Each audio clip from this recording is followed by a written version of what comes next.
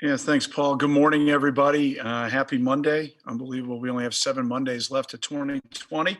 But with that, I'll get right to our players of the week on offense. Ramon Chokio Bowman had an outstanding game. He's worked so hard to get to this point. 3 touchdowns, absolutely outstanding performance, blocked well on the perimeter. Exactly what you would think from an experienced guy like him. On defense was Greg Newsome. Just a terrific game by Greg, and frankly, our entire secondary with a great challenge with Purdue's skill set on the outside. And then special teams wise was Charlie Kubander. Career long field goal. He was 2 for 2, 3 for 3 on extra points, kicked off pretty well all game. Big playmaker on offense was Peyton Ramsey. We've won kind of a couple different ways now offensively. We've won running the ball, and we obviously were successful through pitching, catching on Saturday. So to see the way that Peyton extended plays and was pretty smart with the football was great. We had 2 big playmakers on defense. Ernest Brown played maybe his best game of the year, and Eku Leota was very active all game long. Our practice players, Jake Arthurs in the kicking game, Thomas Gordon on offense, and Willie Boatman on defense. Those guys are given an absolutely terrific look. Hey, we're playing a great football team this weekend. Utmost respect for Paul and his staff. Known he and his family for a long time, and just so respectful for the job that he has done in his time, not only as the head coach, but also when he was an assistant coach. Coach Rudolph, Coach Leonard do a great job with their offense and defense, and their special teams are very sound, very physical. So they're a complete team. They've played outstanding in all 3 phases in their first 2 games, and it's been really impressive to watch on video. So we'll have our hands full without a doubt, but excited for the challenge and looking forward to it here this Saturday. So with that, I'll answer any and all questions.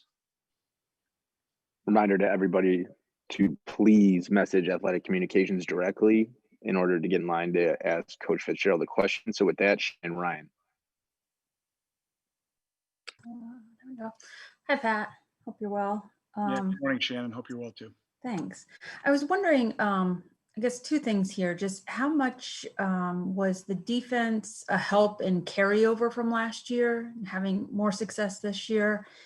And the second question is just there's kind of a cultural hallmark of the defense over the years. And I'm wondering, obviously a former defensive player, but how you've fostered that and how you've seen players embrace that culture.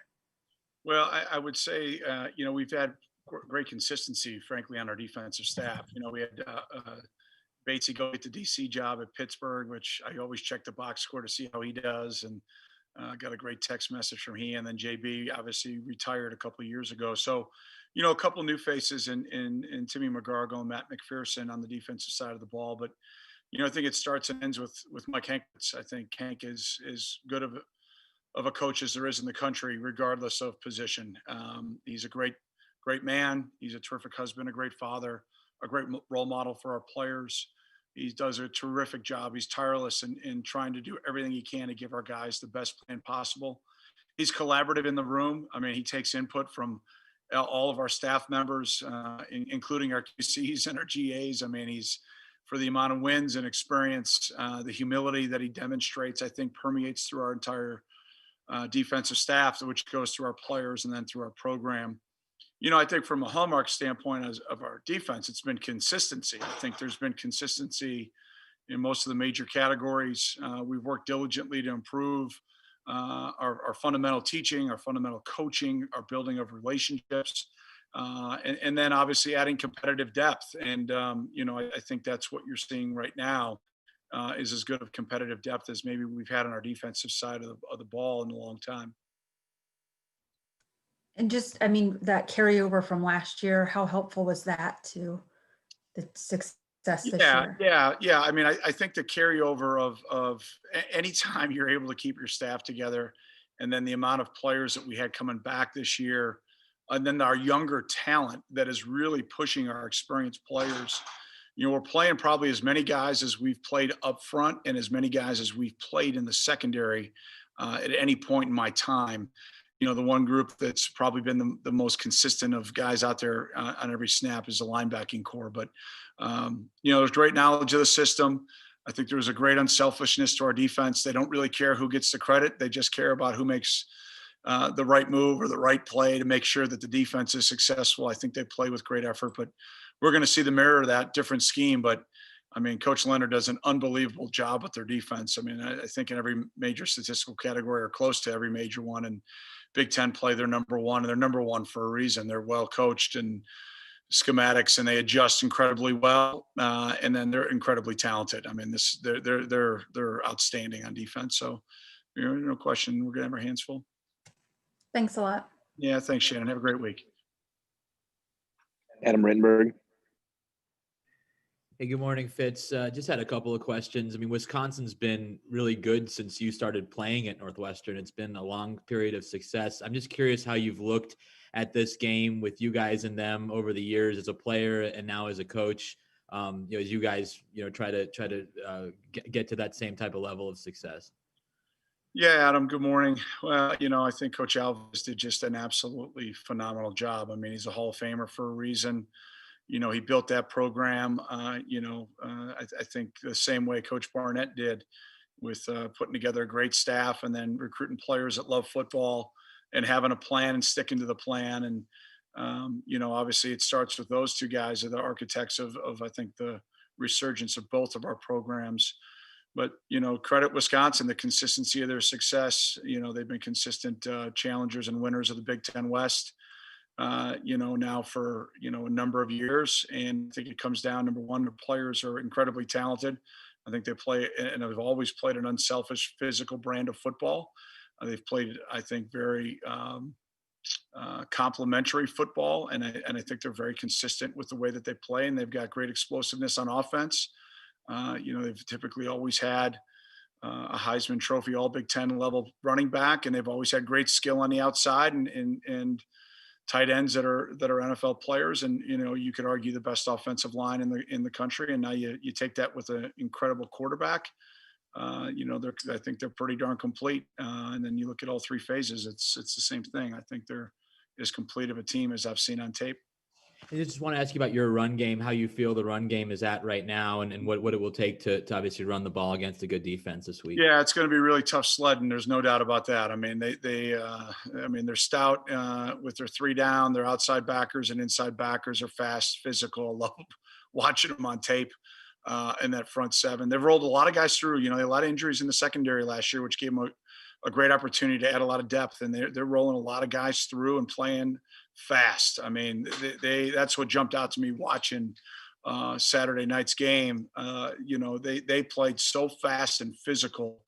It's going to be tough sledding. It's going to be really hard. Where is our run game at? Not consistent enough by any stretch of the imagination. But like I said, we've run it well in a couple games. We've thrown it well now to win games. So we've just got to put together a complete game as an offense, which we're yet to do. Louis.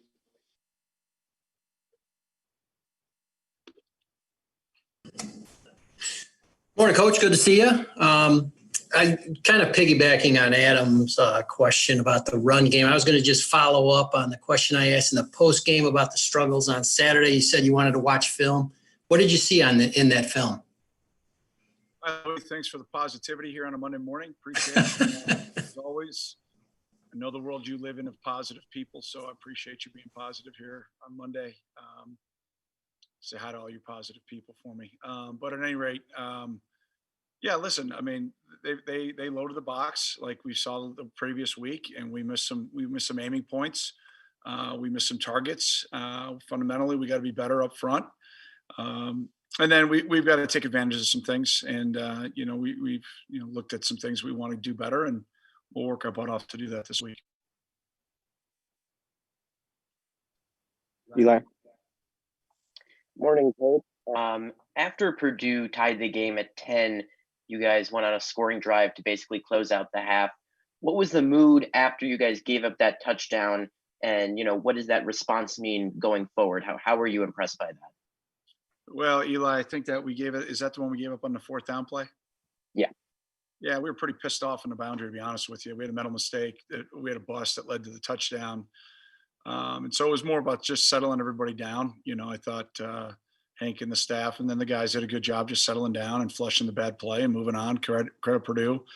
The thing that made us probably the most aggravated is that was a concept that we had practiced and talked about multiple times, and we just busted on it. But that is what it is. And so I thought the offense did a great job picking the defense up. And again, good teams do that. You play complementary football. You lose momentum, you got to go back and gain it.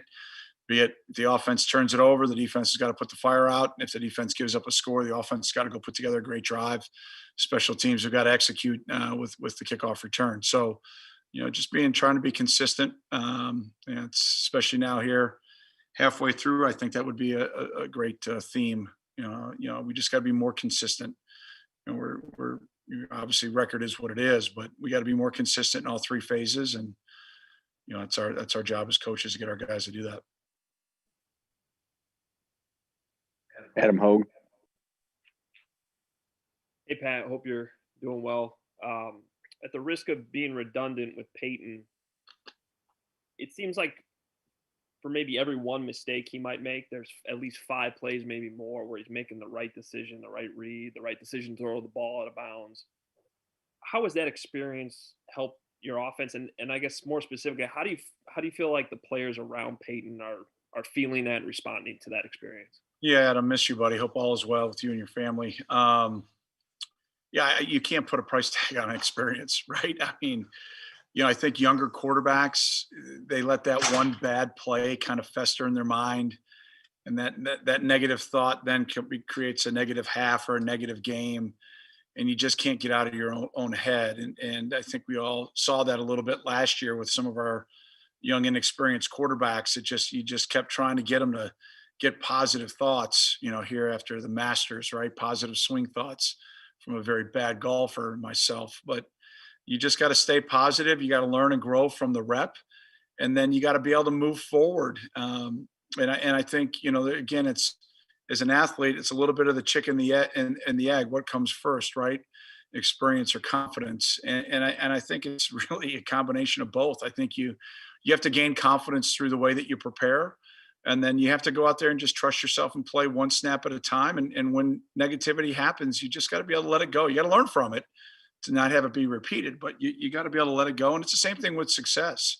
I think when you have success, you got to be able to let it go. So you kind of don't have that hangover of success where you're, thinking that you're better than you are, and you forget about how hard it was to get to being consistent. So, I think the guys have complete and total trust and confidence in Peyton. I think it shows.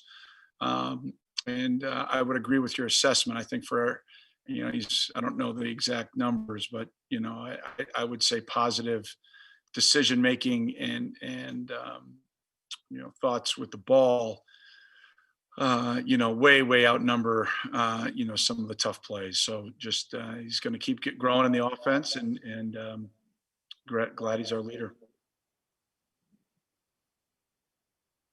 Eric Ryanson LaBelle. Morning, Coach. Something that Coach McGargle mentioned a couple weeks ago was that he has Eric Mueller give the linebackers COVID updates during meetings.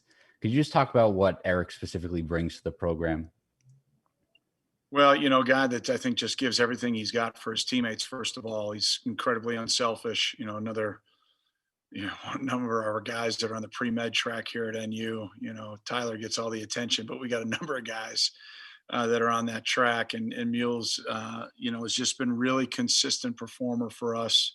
He's never taken the easy road. He's been a guy that takes the path less traveled. He works so hard in practice. He's ready to go in at linebacker if asked and called upon. And he has embraced his role as being one of our core special teams guys now throughout his entire career. And just an incredibly unselfish teammate and truly what I believe embodies and represents what being a great Wildcat man is all about. Just really honored and humbled to be his coach. And he's doing a great job coaching up his younger brother who's here in Xander. And to have both those guys in our program and having the Mueller family be a part of our program is something that we're very thankful for. Heather Dinich.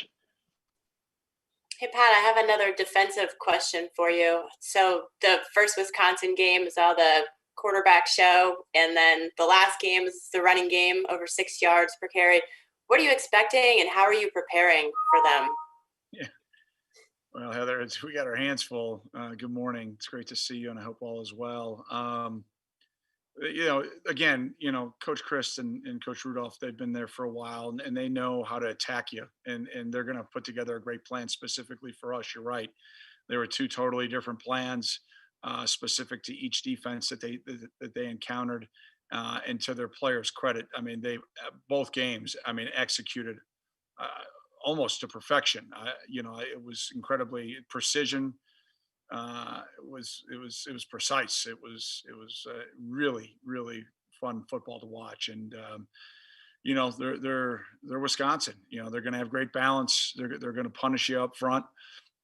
They've got a group of backs that are explosive, and they've got guys on the outside and the tight ends that are going to make you pay if you load the box in the passing game, and a young quarterback who's probably got the highest completion percentage in the country, if not the highest. So just really impressive. I think they're a complete offense. That they probably feel the same way we do, but they've got better evidence, and they probably feel like they can play better. But in my opinion, they've played just absolutely lights out. Stephen Gargi, AP. Thank you for doing this. Just speaking of the defense, I was just wondering, I know for all the talk there's been of football being more of an offense-oriented game in the last several years, you look at the Big Ten standings, the top teams in the league right now are all the teams that are top in defense, and some of the top offenses in the league are struggling overall. I'm just wondering, what do you think it is about this league that makes defense so critical? Yeah, Steve, good morning. Well, I think, I've been in this league now for 25 years, player and coach. We've always had pretty damn good defenses in the Big Ten. I mean, first of all, I just think it's kind of the Midwest way, I mean, I grew up in 85, the Bears with the 46 defense. I mean, I'm not going to disrespect that offense because Sweetness was sweet and Mad Mac was great. But, I mean, that defense was what kind of was the backbone. And, you think about the Midwest, I don't know, especially here in Chicago, I think you start and end with defense. And, from my standpoint, I just think there's really good defensive talent. I think, when you look at grade school and high school football now, a lot of 7-on-7, the guys that go play in those and get their spark ratings up and, get all the free gear for playing 7-on-7, eventually they get hit in the mouth, and that's called playing defense. That's why I don't like that other stuff. But I don't know. I love watching our league. I love watching people get punched in the face. I love people responding to it. We've played, I think, some really good defensive teams this year, and now, we're going to probably play the best. Not probably, they are the best defense in the Big Ten, and probably the best defense in the country this weekend. And it'll be a great challenge, and see if we'll rise to the occasion. Paul, thanks. Good morning, Coach. How are you doing? My apologies for the video fail tech issues. But my question is about the 2018 team. Obviously, there's a lot of the same personnel on this team, but there's obviously been some changes here and there. How do you think this team kind of compares to that one? Well, Paul, good morning. I hope all is well. I think we've got some of the same key ingredients. We've got some different faces and some really critically important roles. Quarterback obviously being one of them. We had great consistency with Clayton that year. And, you look at some of the new faces out at wide receiver that are making some plays for us, and same thing at tight end that are making plays for us. So, that's on the offensive side of the ball. On the defensive side of the ball, some definitely different guys up front, and linebacking core is pretty consistent, and some new faces in the secondary. But I think this group just is working hard to improve right now. I think, all comparison type questions, I usually don't really talk about those because every team is different, but I just want our guys to be their best self. I want them to put the work ethic in during the week to get themselves mentally, physically, and emotionally prepared, and just trust it and go cut it loose and have fun and play fast on Saturdays. And I think this group is having fun right now. I think they're having fun for each other. And, it's a great group to have the privilege to coach. I'm very thankful for it. Peter Warren. Hey, Fitz, happy Monday. Talking about themes earlier, now that we're halfway through the regular season, what are some takeaways from the first 4 games and some themes to do, for the next 4? Well, again, number one, I don't think we've played a complete game yet in all 3 phases. So I think theme number one is we've got to be more consistent in all 3 phases. Number two, I think we found different ways to win, which is the hallmark of a good football team. It's not always going to go the way you plan.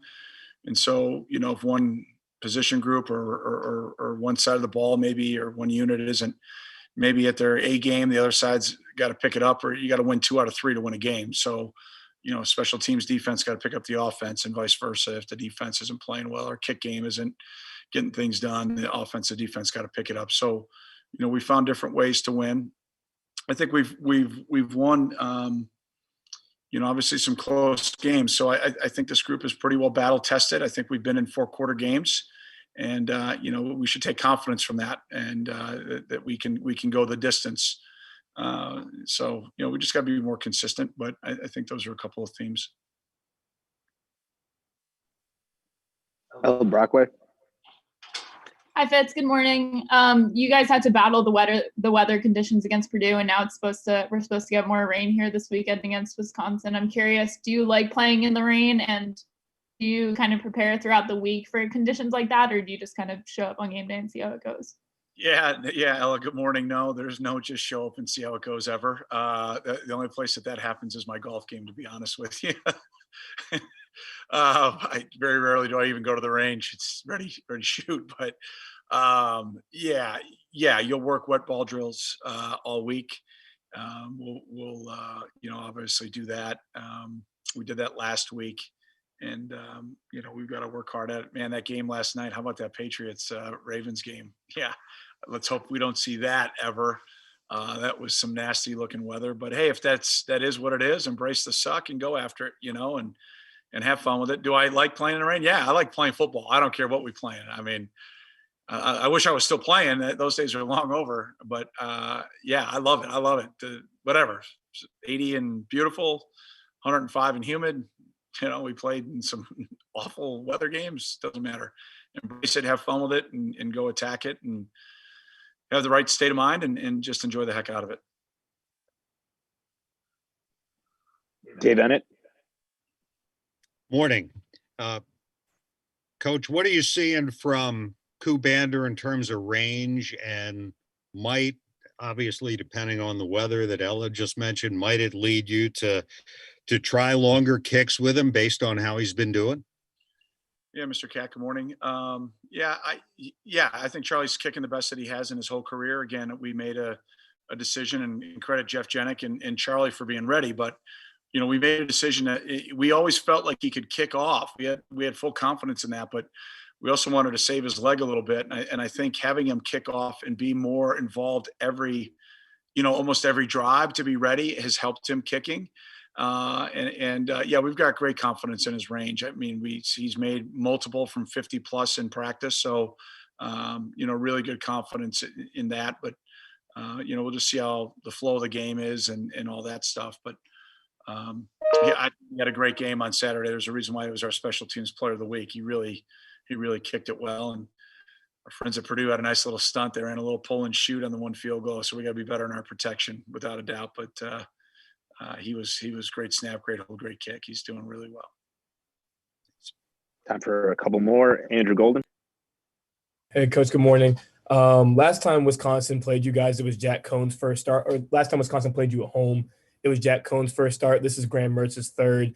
Will you take anything from that game preparing to face a young quarterback and take it into this game this weekend? Yeah, Andrew, good morning. Well, first of all, I hope Jack's feeling better. We got to know Jack really well in recruiting, he and his family, and I hope he's feeling better. I know he's battling an injury. Same thing with Thomas Allen. I saw him go down. I know there's other guys went down with injury, but feel for Thomas. I think he got hurt right before our game last year. Down at IU. I know we're not playing this year, but still, he's feeling better. Yeah, I mean, I think you just do a lot of study of every quarterback's a little bit different, and I think you just study who they are, and then you study the schematics of what they're doing with the specific quarterback, and then you put your game plan together. So, I mean, you just overturn every stone as coaches.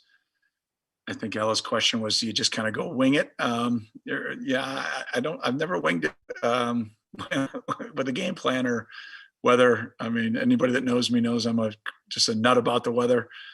In season, out of season, I don't care, but in season, I'm pretty focused in on all those things. So, yeah, no, we got our hands full. He's a real deal. I mean, he was so impressive week one, and I thought first time on the road after a couple weeks of battling through what he had to battle through was incredibly impressive on Saturday against a very talented Michigan defense. Last question. Drew Shot. Hey, Coach. Good morning. Over the last 3 weeks, each Riley, RCB, and Kyrick have each found their way into the end zone, and especially after RCB's career game, kind of what's the mentality among your wide receiver room coming into this top 20 matchup against Wisconsin? Yeah, Drew, good morning. Yeah, I think their mentality is just to keep improving. That group has worked incredibly hard. To see then not only the impact they're making at wide receiver, but Kyrick is our kickoff return man. RCB starts on our punt team. Riley's our punt returner. Those guys are making a huge impact outside of when they're receiving the ball. They're also, I think, playing with great effort in the run game. And, I'm really proud of those three guys. And we're working, Dennis Springer is working his tail off on the next group of guys. And those guys are getting better. They're improving. You saw a little bit more of some faces out there the last couple of weeks. And our expectation is, as that group continues to learn and grow, that they're going to continue to get more and more reps. And it's not that, our top three guys aren't doing great. They are. We just got to, at times, get the young guys out there to get them reps. Number one, that's the only way you improve. Number two, to get those older guys a little bit of a rest on some plays. And just continue to build the depth in that room. And, I think if I were to reverse this and ask everybody what were maybe one of the question marks of our offense coming into the season, you probably would have said the depth at our wide receiver position. And I think through the season this year, we're working diligently to add depth and confidence individually with those guys, and then collectively as a group of young wide receivers to help add depth into our offense and obviously to our team. Thanks, Coach. All right, everybody. Thanks. Have a great week. Go Cats. Okay, we'll have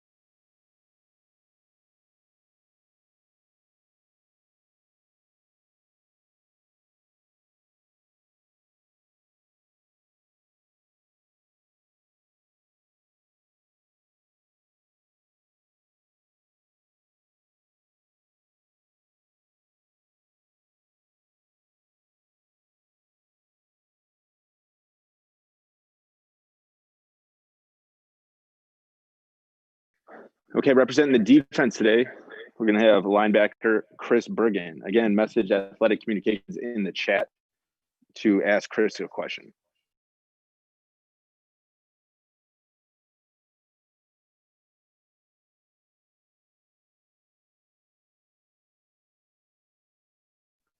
Eric? Hey, Chris. Wisconsin, more so than probably any team you like, maybe aside from Iowa, really like to use their tight ends a lot. So I'm just curious, what's the biggest challenge that those guys are going to pose for you on Saturday?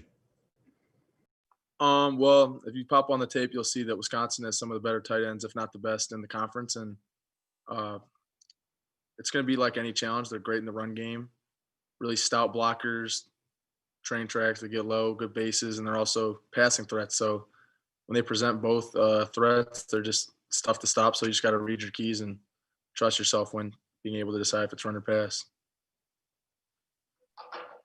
Eli Carp. Good morning. On Saturday, you faced a very physical runner in Xander Horvath. Wisconsin, a very physical team themselves. What lessons do you take from facing a guy like Horvath into this weekend? Like I just said before, trusting yourself and running your feet through contact, because you see guys like that don't go down off of initial hits, and they don't go down if you don't bring power to them. I mean, they're great running backs, and they know how to use their size and their weight to their advantage, and you got to know how to use that against them and try to go low and run your feet and tackle. Ella Brockway. Hi, Chris. You guys had to kind of battle through some tough rainy conditions against Purdue, and it looks like you'll have to do the same against Wisconsin this weekend. Do you personally like playing in the rain? And I guess what kind of attitude do you have, or what challenges does playing in the rain and those conditions get for you? I think just like anything in football, it's just another element of the game that you have to take into consideration when you're playing. And we don't really let it affect us as a defense. I mean, I guess it gives a little bit higher tendency to the run per se, but other than that, we just take it for what it is and try to use it to our advantage, really, is we like trying to defend the run. Kevin Sweeney. Yeah, Chris, I was just curious, Purdue is more of a spread happy team. They want to air it out. Wisconsin is a team obviously known for a power running scheme. How different does a week of preparation necessarily look for teams that play such different styles, especially as a linebacker who might be doing a lot of different things, whether it's guarding the pass or guarding the run, different weeks?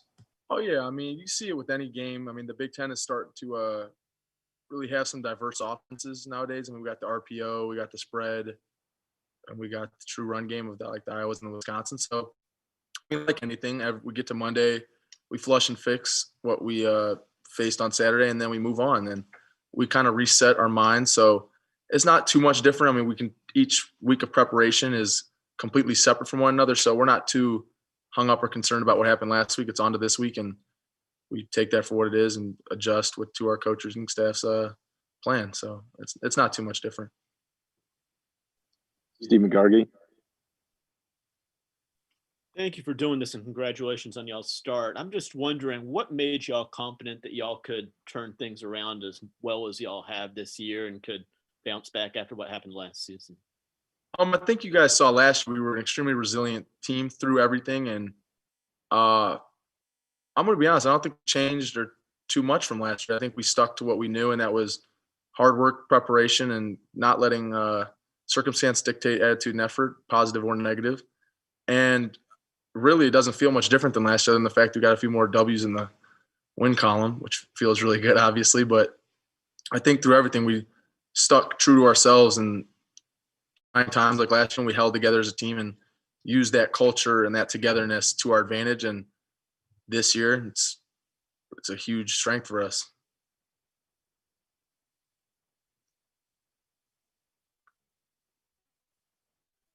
Louis. Hey, Chris. Thanks for doing this today. Good to see you.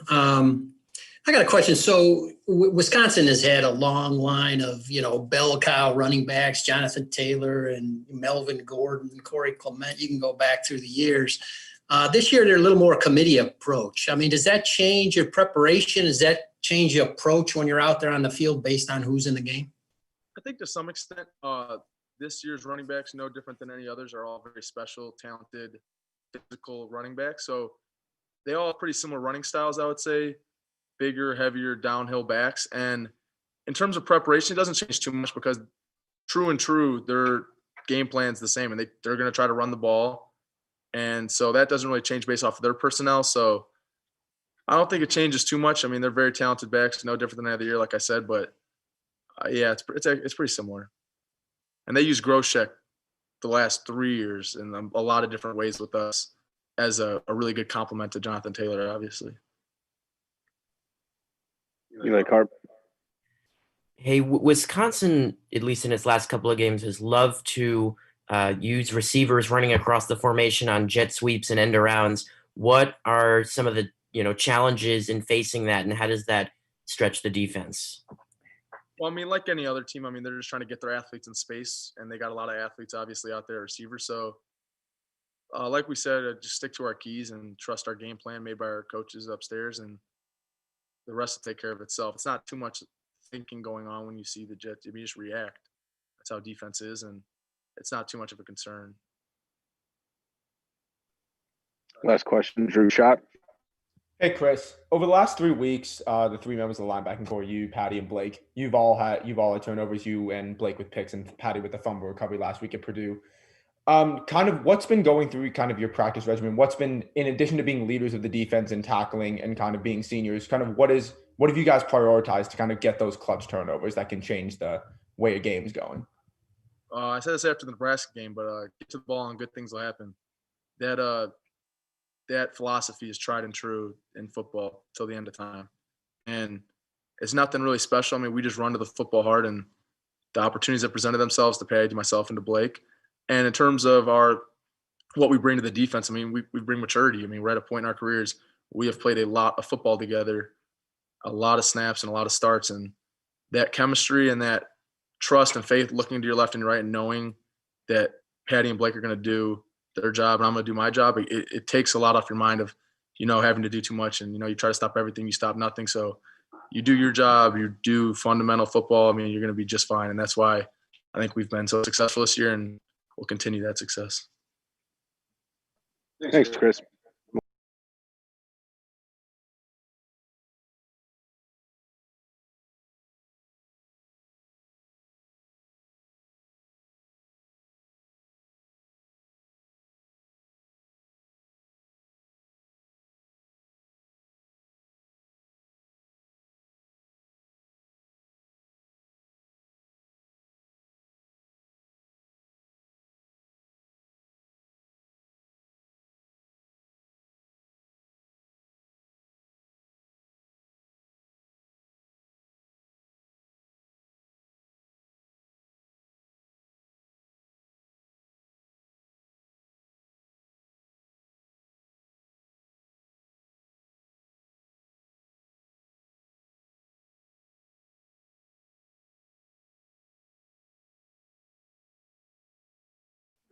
Okay, representing the offense today, we have Sam Jarrett and Riley Lees. Again, ask question or put your questions in the chat, and we will call on you to ask.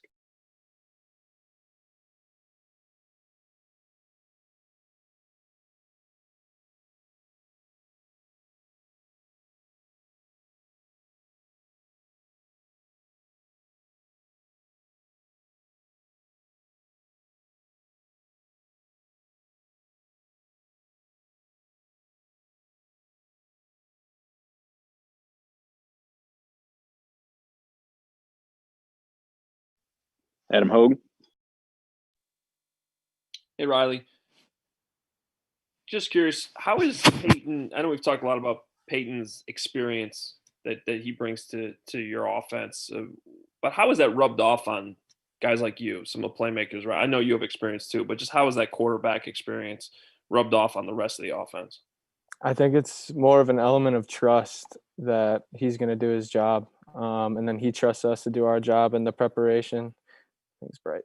He's going to we're going to prepare, and we know he's going to do his job, and he knows we're going to do our job. But I think overall, I think his leadership has helped, and I think it's calmed everybody down. Like when we get in situations where it's 3rd and long or it's 4th down, we trust him and he trusts us that we're going to go get the job done.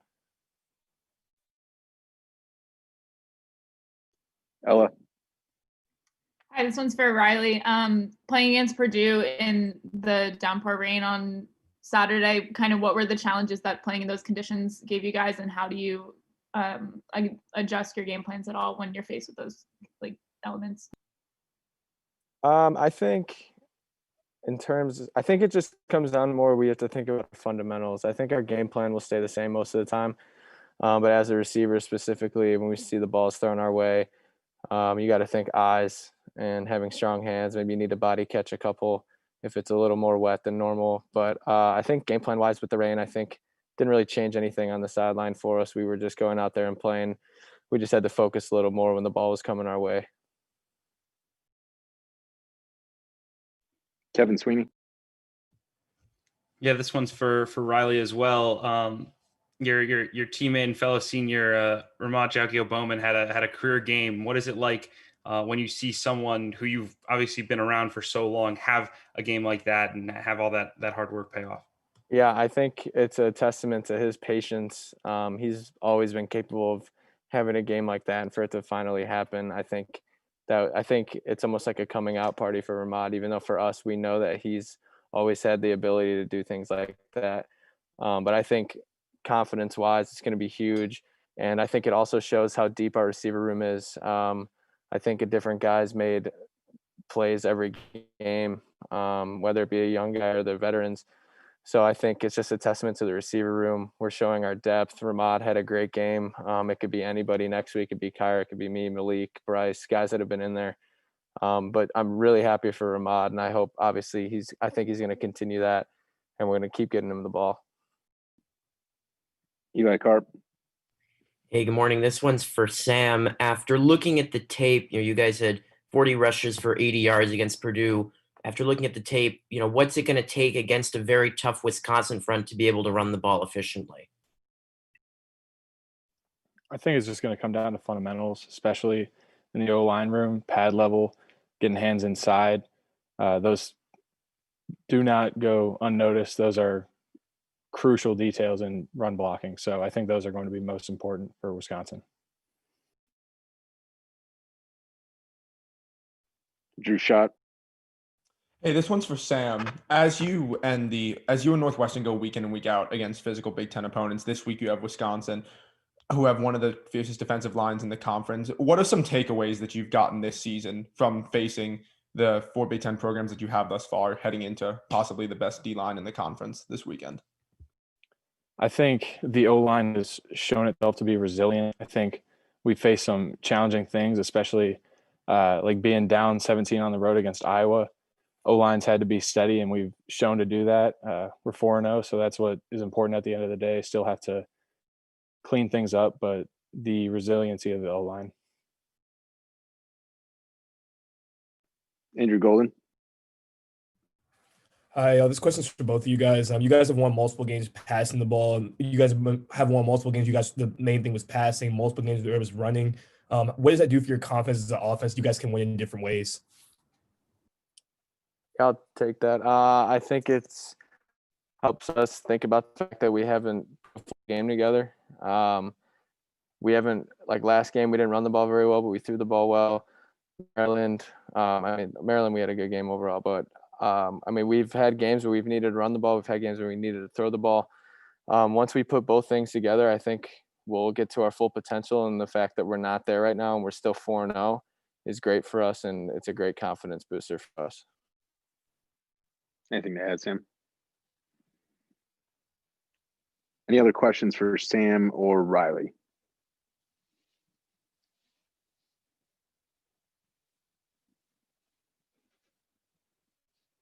All right, thanks, guys. These will be posted in the virtual press box. Email for Paul if you guys have any